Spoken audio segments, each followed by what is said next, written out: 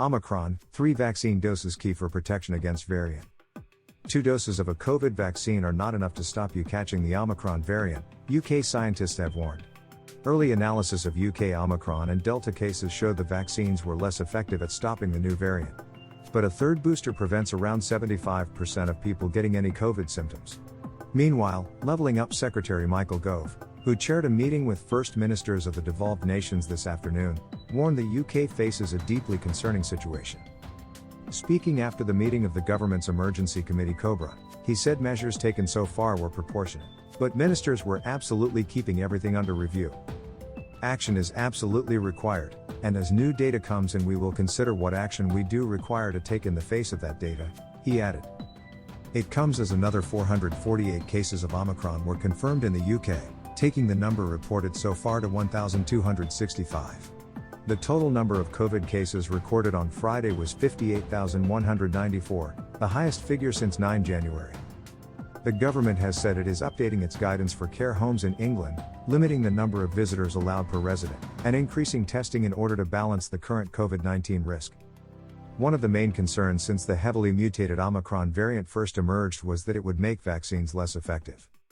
The UK Health Security Agency report analysed data from 581 Omicron cases and thousands of Delta cases to calculate how effective the vaccines were against the new variant. The analysis is based on limited data, but showed a dramatic drop in effectiveness for the Oxford-AstraZeneca vaccine and a significant drop-off for 2 doses of Pfizer.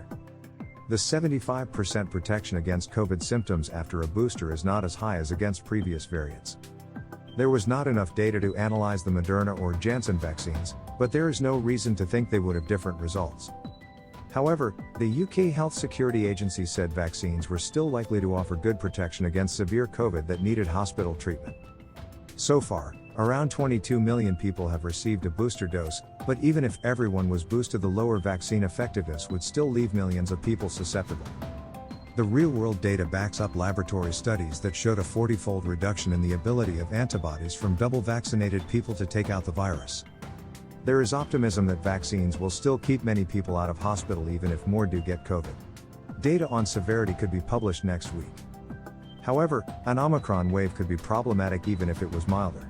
A large and sudden wave could lead to everyone who is still vulnerable needing hospital care at the same time. The rapid surge in Omicron cases was already hinting that the variant was getting around some of the protection given by vaccines.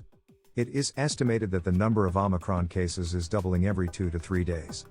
The UK estimates that more than half of all cases in the country will be Omicron by mid-December, and that if growth continues unabated there will be more than 100,000 cases a day by the end of the month.